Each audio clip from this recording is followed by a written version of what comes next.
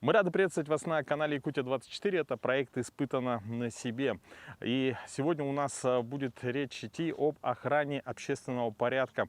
И причем сегодня мы с вами поближе познакомимся с деятельностью конной полиции. Ну, я думаю, что многие жители нашего города видят вот этих красивых лошадей и, конечно же, сотрудников полиции, которые поддерживают порядок на улицах нашего города. И сегодня мы узнаем о целях, задачах данного подразделения. Нам в этом поможет Михаил Уфимцев, полицейский кавалерист. Михаил, здравствуйте. Здравствуйте. Ну, Михаил, во-первых, конная полиция, это, я так понял, такое народное название. Как называется полностью ваше подразделение? Подразделение называется кавалерийское отделение ОБППСП МУ МВД России Якутска. То есть мы на базе патрульно-постовой службы города Якутска находимся. Наше отделение образовано в 1993 году, 17 апреля. В этом году нам исполнилось 30 лет. И все 30 лет наше подразделение занимается охраной общественного порядка города Якутска, то есть лесопарковые зоны, 202-203 микрорайон, то есть пляжи, ну и прилегающая территория в том числе. То есть это больше такие именно не улицы города, а более такие места отдыха? Да, потому что в отличие от пешего патруля, кавалерийский патруль, он больше по площади. Ну, лошадь больше проходит, шагает быстрее, чем человек, поэтому нагрузка чуть-чуть у нас побольше на один патруль, и можем охватить сразу большую площадь. Угу. То есть одно подразделение, да? И как называется отделение? Это у нас патруль, конный патруль. Конный патруль. Патруль на Один конный патруль лошадях может охватить большую Да, площадь. то есть на парк культуры и отдыха, грубо говоря, у нас один конный патруль справляется. Угу. То же самое вот с дикими пляжами, с пляжем, с нашим, с официальным тоже. Один конный патруль вполне справляется, но там нам все равно в помощь коллеги наши с патрульно-постовой службы все равно заступают. Угу.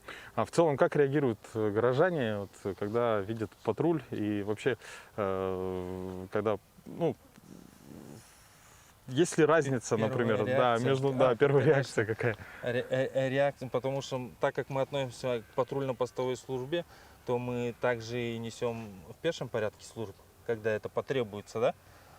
И разница колоссальная, потому что люди у нас лошадей любят, в большинстве своем лошадей не боятся, очень радуются, привыкли к нашим якутским лошадям, удивляются, какие большие высокие лошади, какие у нас лошади красивые. В общем, с лошадьми можно так сказать, что не человек красит лошадь, а лошадь красит человека. В этом случае так, да? Ну, кстати, можем, наверное, поближе подойти к лошадям. Может быть, есть какой-то определенный специальный обвес на лошади или что-то такое? Конная амуниция. Давайте на примере умницы нашей расскажем. Алексей Николаевич, с той стороны можете подойти, пожалуйста. Это умница, одна из старожилов нашей конюшни, ей 20 лет в этом году. Она у нас уже бабушка, то есть у нее есть дочка, моя конкретно лошадь, и внук. Внук у нас еще молодой, 3 года, для патрулей еще рано. Потихоньку объезжаем, в 4-5 лет он уже будет нести службу по охране общественного порядка. Внук получается. Вот такая преемственность поколений у нас в отделении. Первое, что бросается в глаза, это уздечка, да? В простонародье узда. Она состоит из оголовья, из трензеля и из повода. То есть трензель у нас помогает более корректно управлять лошадью. Если лошадь испугалась, какая-то нештатная ситуация, то мы можем лучше контролировать поведение лошади с помощью трензеля. Вот, допустим, как сейчас, да? Ей не нравится, мы ее чуть-чуть придержали. Что ее снимают, да? Да. Дальше у нас идет само седло. Седло состоит из крышки, крылья. Это у нас путлища. Это у нас стремена. Это у нас подпруга. Подпруга в данном случае у нас как бы одна целая, но на 2 ремешках. Бывают еще 2 подпруги. То есть передняя и задняя. Здесь у нас нагрудник. То есть когда, допустим, в горку поднимаемся, у нас нагрудник предотвращает соскальзывание седла назад.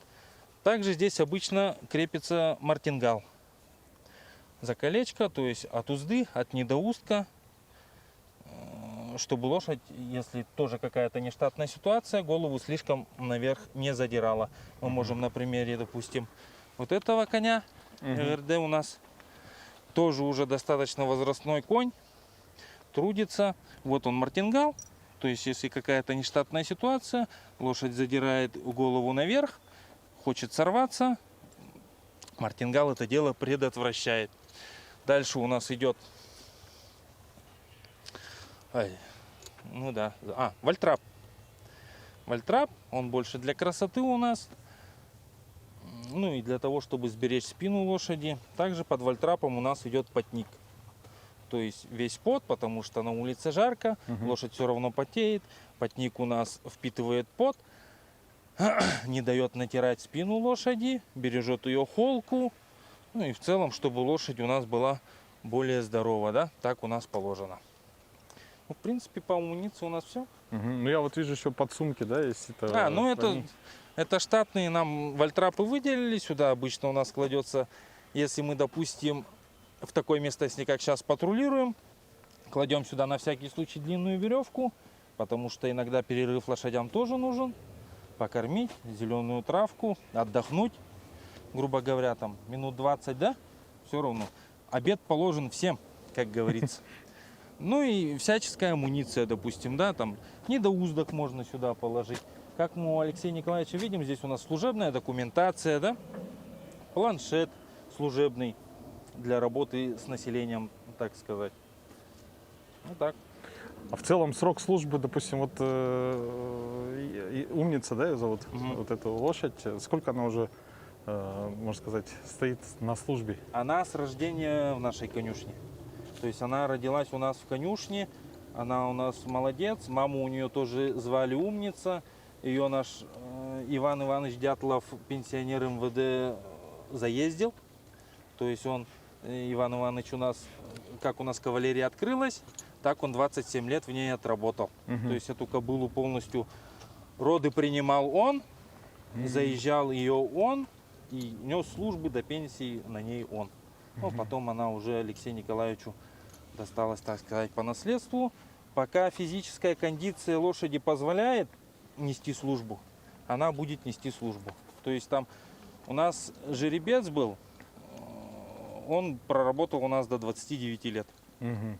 А в течение дня вот сколько идет служба? Тоже 8-часовой рабочий день? 8-часовой рабочий день. С перерывом, получается, на... Ну, это зависит от обстоятельств. То есть, когда у нас на маршруте более-менее спокойно, когда мало людей, когда, допустим, у нас же по маршруту не только пляж в данном моменте, где мы сейчас находимся, да, 202-203 микрорайона, у нас также вот эта лесополоса тоже входит в наш патруль. Так как у нас кавалерийское подразделение в батальоне является лидером по раскрытию преступлений в сфере незаконного оборота наркотиков, да, наркотические вещества у нас в большинстве своем находят именно в лесопарковой зоне.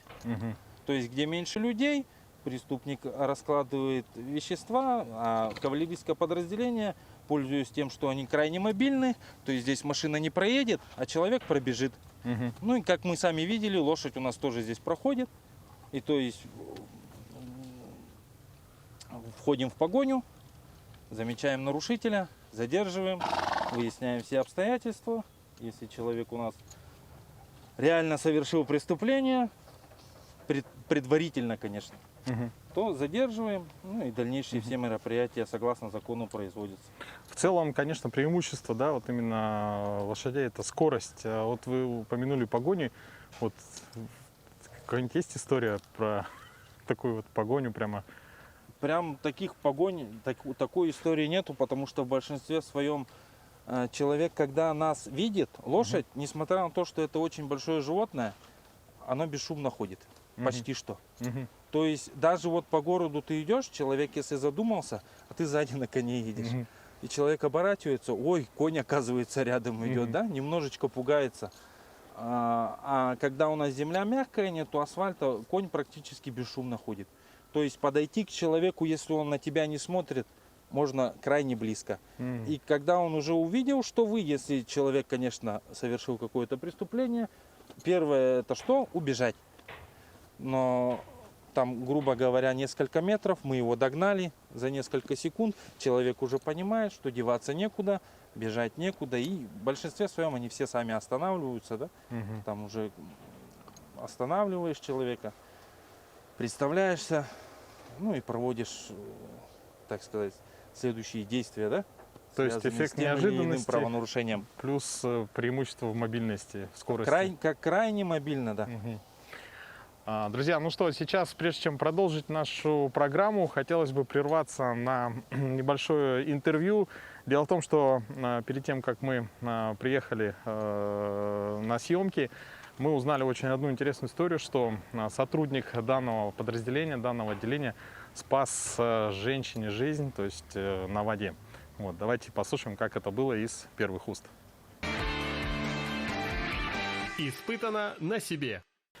Друзья, но конная полиция — это не только сотрудники, которые проводят рейды на лошадях, но также и вот на железных конях. И у нас буквально перед тем, как начать съемку, мне вот рассказали, что недавно, на днях, сотрудники этого отделения спасли утопающую женщину. И вот непосредственно у нас герой этого события. Расскажи, как это было.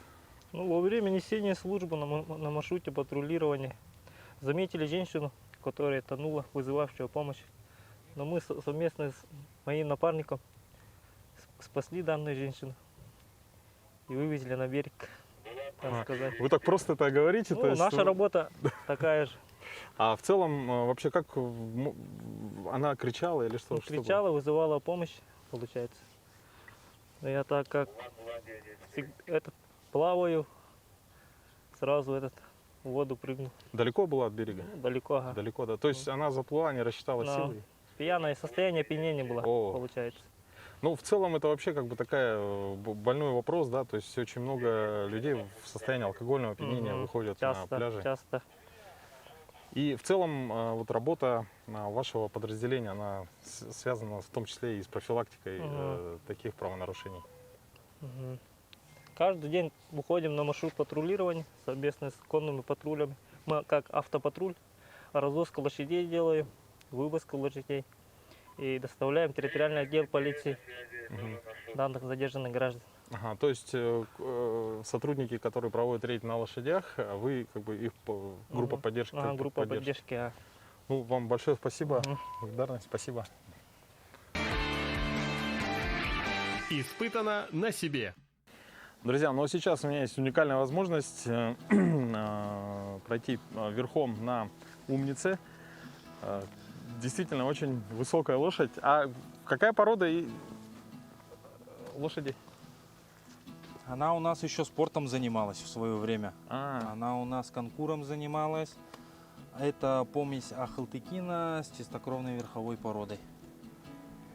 Поэтому она у нас богатых кровей, можно так сказать. так, ну что, я бы не сказал, что я каждый день езжу верхом на лошади, поэтому будет... Так, берусь двумя руками здесь, да? Или- Да. лучше повод держать. Так, Вот. Ага. так. И... Так, сразу объясню. Так. Алексей Николаевич подержит. С этой стороны подержите, пожалуйста. Ага. Так, пятку чуть-чуть сюда. Стремя глубоко не одевайте. Ага. Потому что если какая-то, опять же, нештатная ситуация, Мгм. вдруг упадете с коня, нога зацепится за стремя и прокатитесь, так сказать, С ветерком. по земле, да. Ну, травма опасна очень. Ага. Ага. Повод на себя, на себя, на Так, себя, так, на так. себя. Да. Повод держите. Да, правильно держите. Вот так Ага. через палец сделайте, как вы до этого держали. Через мизинец. Ага. А, вот так. Чуть-чуть покороче возьмите, подтяните его. Ага. Вот так. И ручки чуть-чуть вместе здесь, где Мгм. лука села. Мгм. Ага. Вот так примерно. Спинка прямая. Все. Идеально. То есть она идет, получается, за вами сейчас. Она может и сама лидирующую позицию занимать, но так как у нас сейчас ЭГРД, он у нас самец, мерин, то он впереди идет. Кстати, также в прошлом спортивная лошадь. Мгм. Он у нас участвовал в конных скачках, занимал места. Тоже конь с характером. Едете когда? Ага. Чувствуете, как лошадь ходит? Тазом чуть-чуть подрабатываете? Чтобы компенсировать, да? Да, и лошади покомфортнее будет, и полегче. Мы, кстати, перед съемками тоже общались. Бывает так, что горожане подходят, просят прокатиться, да, на лошади. Иногда, да, такое бывает. Но не разрешается. Не разрешается. Это для вас мы сделали исключение. А так как это лошадь служебная, Мгм. у нас относится как спецсредство. Мгм. И чаще всего вот РРД сейчас ко мне, в принципе, никаких претензий не имеет, потому что мы давно знакомы. Но хозяин у него Антон Антонович. Ага. И он больше привык к одному кавалеристу, к Антону Антоновичу. Да, то есть, в принципе, а умница, она просто сама по себе спокойная, да? Она сама по себе спокойная и, ну, уже возраст. В возрасте лошади они не особо так. Вот такое ощущение, что Как бы умница сказать? проголодалась, что ли, может быть, покормим, да? их? Да, давайте. Можно куда-нибудь заехать. Давайте на полянку, вон на ту. Давайте туда заедем. Так, пойдем. Ой-ой. Вы не беспокойтесь, она далеко от товарища не отойдет, не убежит. А в целом обучение, например, лошади, чтобы она стала служебной, вот сколько времени требуется? Это зависит от характера лошади, зависит от ее покладистости и от мастерства человека, который ее заезжает. Мгм. То есть у нас сейчас молодые, если лошадь есть, допустим, ее дочку я потихонечку сам обучал, Мгм. то есть она уже в более-менее таком зрелом возрасте пошла на патруль. Мгм. Давайте вон туда, да? Мгм. В более зрелом возрасте она пошла на патруль, то есть уже в 5-летнем возрасте я ее выводил. Ну и для начала, чтобы лошадь привыкла к маршрутам и так далее, я, грубо говоря, в свои выходные лошадь брал Мгм. и ездил к ребятам к маршрутам, да, чтобы она знала, что можно сюда ходить, что здесь безопасно, потихоньку и так далее, потому что сразу необъезженную лошадь в патруль же не возьмешь. Вот так вот. А так, ну, от лошади зависит и от наездника зависит. Может занять один сезон, да, заездить 3 месяца, там 4 месяца. А где-то может занять, чтобы полноценно быть уверенным в лошади, и 2 сезона. Это уже от характера лошади зависит и от ее психологического состояния, потому что лошади у нас так же, как и люди, они разные. Некоторые лошади сразу же привыкают к каким-то изменениям, а некоторым лошадям нужно дать немножечко времени привыкнуть, да, к их изменившим состояниям, потому что она там была на конюшне, занималась своими делами, на себе человека возить ей и не нужно. Мгм. А тут мы начинаем ее приучать сначала потихонечку к недоустку, чтобы она рядом с человеком ходила с недоустком. Мгм. Потом надеваем уздечку, чтобы она прочувствовала, что такое уздечка. Потом одевается седло. Седлается, лошадь привыкает, что такое седло, чтобы в дальнейшем, когда мы уже лошадь к патрулю готовим, она не боялась, да, этих факторов. То, что для лошади все равно противоестественно, когда к ней что-то ложится на спину. Мгм. Инстинктивно для лошади первоначально это хищник. А хищника со спины нужно сбросить. Ага. Поэтому лошади так хорошо умеют брыкаться, прыгать и так далее. Потому что это много лет эволюции сделали свое дело. Это как вот в ковбойских фильмах, да, когда Да. обкатывают мустангов. Да, точно так же с нашими аборигенными якутскими лошадьми. То есть они у нас полудикие, они привыкли пастись, да, и зимой, и летом. Для них наши условия, как говорится, не страшны. И когда начинает заезжать коня, то он инстинктивно начинает сбрасывать человека. Ну, потому что это у него инстинкты. С этим ничего не поделаешь. Ну, заездить лошадь — это тяжкий труд, я считаю. Ну да. Нужно запастись терпением, научиться понимать лошадь, найти с ней общий язык. Ну и тогда обычно все получается. Мгм. Я первый раз самостоятельно на лошадь сел, когда мне было 6 лет. 6 лет. Да. Недалеко от дома ездил. Пас, коров искал и так далее. А, Я сам с деревни. ага. Ну, то есть это, получается, уже привычно, да, для вас было, что Да. когда поступили на службу? Когда поступили на службу, спросили, на лошади ездить умеешь? Может, в кавалерию пойдешь? Я-то устраивался на кинолога, я по образованию ветеринарный врач. Мгм. И сказали, в кинологии мест нету, пойдешь в кавалерию, на лошадях умеешь ездить? Я говорю, немножечко умею, лет 6. Меня взяли. И все, как закрыл стажировку, одел форму, сразу же боевое крещение, сразу же с Алексеем Николаевичем первый сезон полностью отъездили мы. Мгм.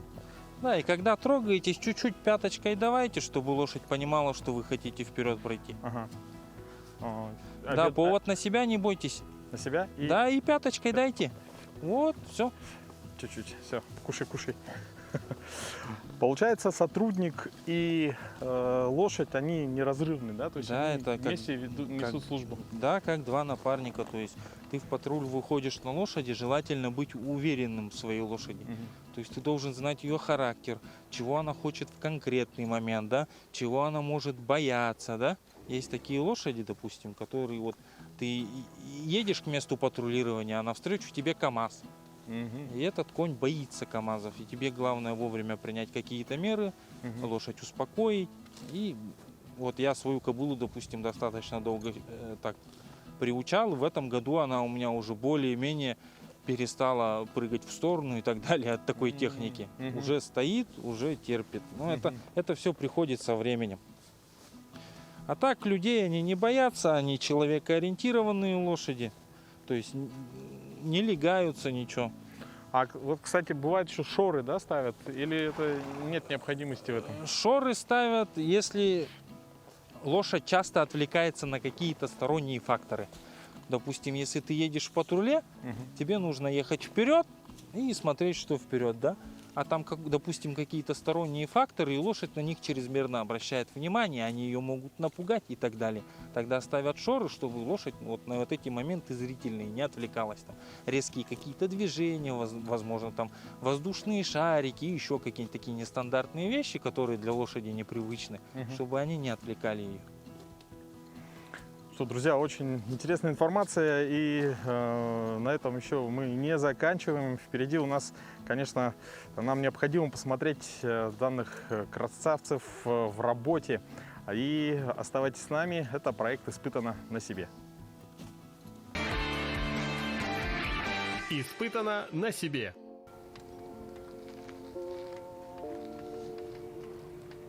Друзья, ну а сейчас мы от четвероногих коней перейдем к такой небольшой теме и очень актуальной в летний период. Это вот эти железные двухколесные кони, которые очень, конечно же, в летний период распространены. Да, и сейчас Михаил расскажет, как происходит профилактика правонарушений, в Да. частности, кражи велосипедов. Да. В первую очередь хотелось бы обратиться к нашим гражданам. Если вас сотрудник полиции останавливает, когда вы едете на велосипеде, пожалуйста, не противьтесь этому, остановитесь, поговорите, конечно, если у вас есть время, да. Но если вы будете уезжать, вы вызовете все больше подозрений, потому что человек, которому есть что скрывать, он будет, скорее всего, скрываться, да, от сотрудников правопорядка. Поэтому не стесняйтесь, можете позадавать дополнительные вопросы, поговорить с сотрудниками полиции. Бояться не нужно, да? Вот. В данном случае вот мы остановили велосипед. Ну, подходим, обязательно представляемся, объясняем, да, гражданам, что у нас проходит все лето профилактические мероприятия, да? Они называются велосипед, так и называются в связи с участившимися случаями кражи велосипедов. Проводим профилактические беседы с гражданами, да, с владельцами велосипедов.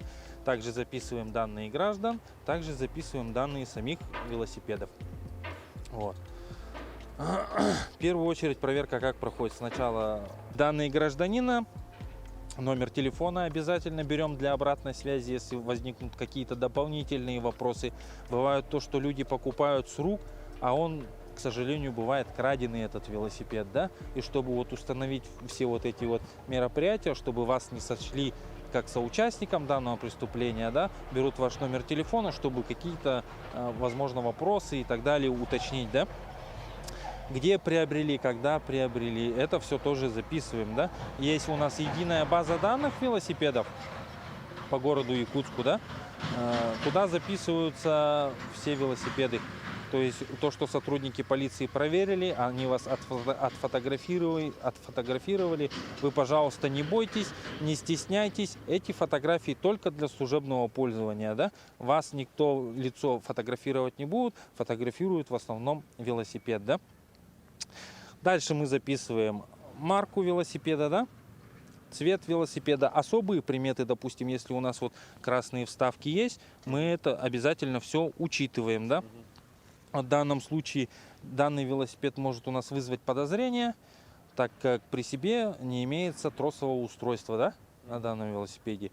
То есть замка. Да, замка, к которому пристегивается, да. Обязательно эти факторы уточняем, то есть наибольшее внимание у нас привлекают велосипеды, которые не имеют тросового устройства, да, замка. Сразу же возникают подозрения. Но с гражданами разговариваем, у кого-то они в рюкзаке, не все возят их на велосипеде. Вот, кстати, вот у девушек есть.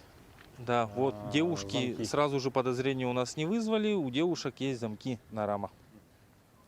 Вот. Дальше, когда мы внешне осмотрели велосипед, записали особые приметы велосипеда.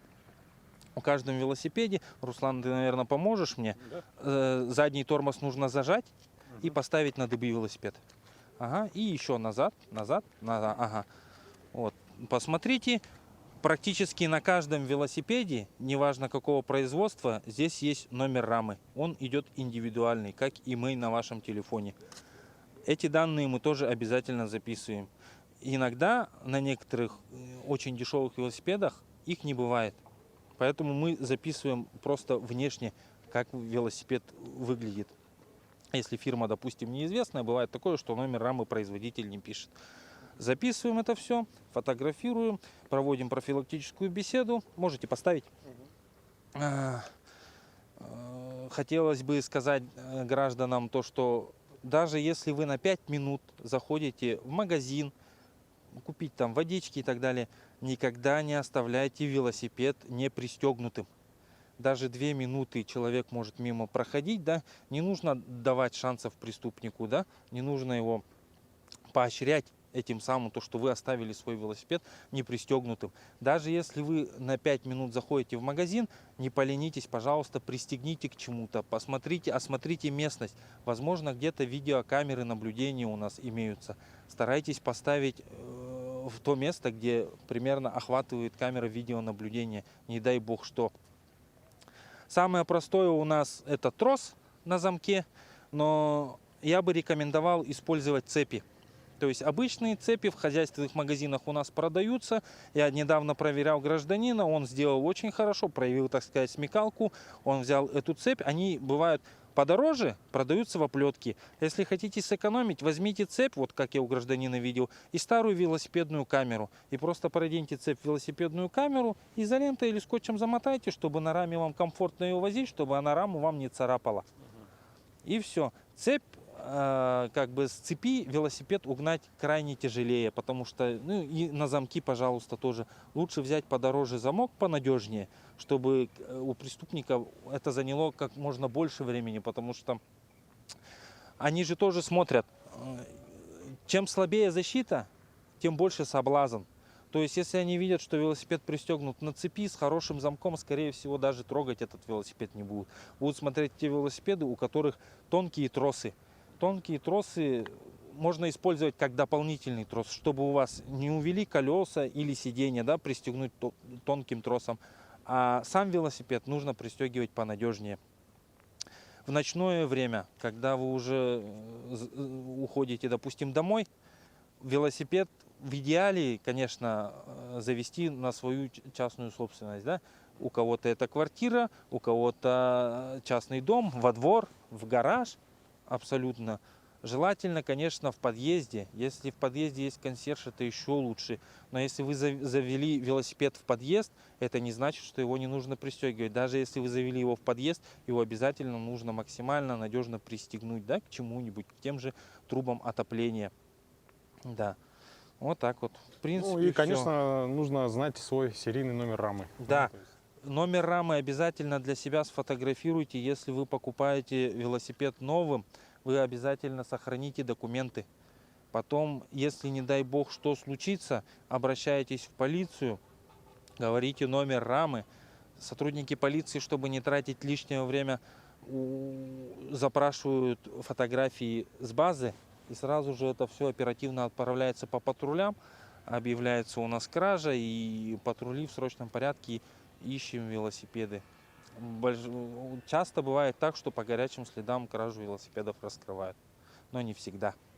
Как бы это ни прискорбно звучало. Ну, вот у меня даже на опыте есть такой, ну, можно сказать, так, достаточно удачно все сложилось, но я сам совершил ошибку, поставил велосипед не пристегнув, то есть под, грубо говоря, дом, строение было, то есть я думал, там никто ничего не видит, буквально на 5 минут забегая, велосипеда нет. Оказалось, его украли, перепродали около магазина Поярков, а я на следующий день, ну, летний сезон, я взял бэушный велосипед, купил уже, и буквально, ну, хотелось кататься. И еду, смотрю, молодой человек идет с девушкой, и велосипед прям один в один мой, и даже мой замок. Я ему говорю, подождите-ка, взял ключом, открыл, говорю, это мое. А он говорит, купил, он даже замок, то есть, ну, не спросил ключ от замка и так далее, то есть продали ему что-то за 1500, по-моему, если не Ну меньше. да, в большинстве своем такие велосипеды продают крайне дешево, чтобы побыстрее избавиться от улик. Ну, очень, да, актуальная информация, особенно в летний период. Ну, а сейчас, друзья, мы переместимся на так называемый дикий пляж 203-го микрорайона, где уже, скорее всего, наш патруль, да, производит работу. Испытано на себе. Друзья, ну сейчас мы находимся на так называемом диком пляже. То есть данный пляж, он на самом деле не оборудован для того, чтобы люди купались. И это в том числе одно из тех мест, где конный патруль производит патрулирование. Да, обязательно. Буквально несколько лет назад с введением в эксплуатацию у нас 203-го микрорайона данная территория активно горожанами обживается. То есть в особо жаркие дни, так как на основном пляже иногда бывает не хватает места, люди стараются где-то уединиться, отойти в сторонку, да. Ну и обжили так называемый наш дикий пляж.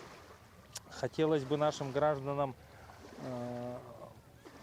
подсказать, да, провести так профбеседу в том, что, пожалуйста, в местах отдыха, да, будь то дикий пляж, будь то основной наш пляж города Якутска, воздержитесь от употребления алкогольной продукции в целом.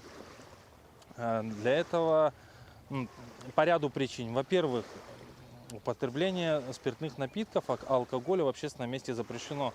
У нас это регулирует статья 20.21 Кодекса административных правонарушений, 20.20, извиняюсь. У нас это регулирует статья 20.20 Кодекса административных правонарушений. Распитие в общественном месте алкоголя содержащих напитков. Это касается и нашего основного пляжа, но там это более-менее в культурном виде происходит, да, то есть с алкоголем люди стараются там не проходить, охрана срабатывает и так далее, да. А на диком пляже это не регулируется, поэтому люди стараются как бы с собой взять, да, и, грубо говоря, на природе отдохнуть. Это опасно со стороны точки зрения закона по статье 20.20. Также, когда вы будете следовать, допустим, домой и так далее, сотрудники полиции также могут ввести санкции вам, да, по статье 20.21 появление в общественном месте в состоянии опьянения, да. Отвезут вас на медосвидетельствование. Если у вас алкоголь промилле покажет, то вы будете привлечены по данной статье. Общественное место у нас считается то место, где активно посещается людьми, где большое количество массовое скопление людей, у нас автоматически считается общественным местом, место общего пользования, так сказать. Поэтому это, во-первых, да, во-вторых, во время употребления алкоголя содержащих напитков, да, человек в состоянии алкогольного опьянения он является субъектом или объектом преступления или правонарушения, да, или вы когда, да, употребили, да, уже маленечко себя там не контролируете, да, координация теряется, злоумышленник может в отношении вас, да, воспроизвести какие-то преступные деяния, отобрать телефон, да, деньги и так далее, да, не дай бог, конечно. Или гражданин уже под воздействием алкоголя, да, рамки, как говорится, спадают, может уже сам в отношении там общества или отдельных граждан производить какие-то незаконные, да, правонарушения и так далее. А это тоже у нас законом карается. Поэтому. И в-третьих, самое главное, да, самое важное, в состоянии алкогольного опьянения, если уж так сложились обстоятельства, так уж случилось, что вы выпили, да, пожалуйста, не заходите в воду. Не нужно рисковать своей жизнью и здоровьем, потому что, как мы все знаем, алкоголь у нас сосуды расширяет, а под воздействием холодной воды организм старается сохранить тепло и резко сужает сосуды. Чтобы сократить теплопотерю, это может вызвать спазм мышц, это может вызвать остановку сердца и так далее. К сожалению, у нас случаи имеются, да, и на диком пляже, и на основном пляже. Да, люди гибнут. Не всегда, конечно, по причине алкоголя, но как фактор алкоголь у нас тоже учитывается. Как бы такая серьезная печальная тема. Поэтому, если уж так случилось, что употребили алкоголь, в воду, пожалуйста, не заходите. Лучше отдохните на берегу уже. Так, и в плане купания соблюдайте, пожалуйста, безопасность. То есть, если вы купаетесь в компании и так далее, если, допустим, есть там кто-то помладше, да, кто-то физически послабее, воздержитесь от каких-то игр в воде. Бывает, случайно тоже человек может утонуть. Часто встречается, люди пытаются заплыть, допустим, вот смотрим, да, на линию электроопоры у нас, вот оператора попрошу показать. Вот, конкретно в мою смену бывало то, что молодые люди, да, или там перед девушками, или перед друзьями, да, начинают хвастаться, кто дальше заплывет, кто доплывет до туда и так далее. Сил-то может хватить и до туда доплыть. А бывает так, что обратно сил доплыть не хватает. То есть буквально в нескольких метрах человека может покинуть силы, да, и человек может просто стоя, как вот он стоит в воде, вот так уйти под воду, да, и утонуть. И если рядом не окажется или там сотрудников полиции, сотрудников МЧС, да, или просто неравнодушных граждан, то можем потерять нашего гражданина, так сказать. Поэтому, пожалуйста, соблюдайте технику безопасности на воде.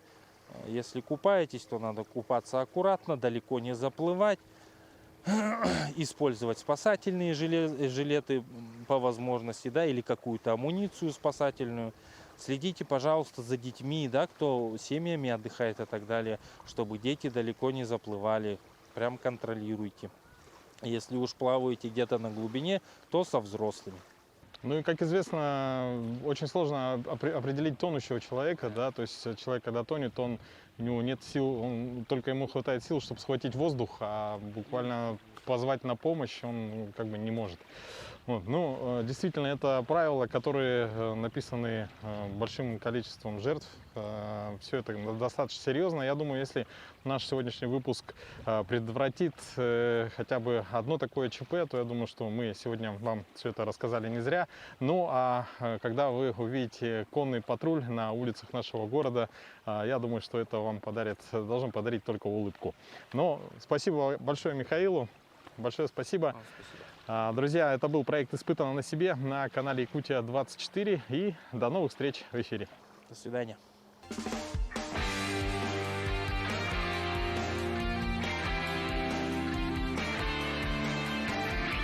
Испытано на себе.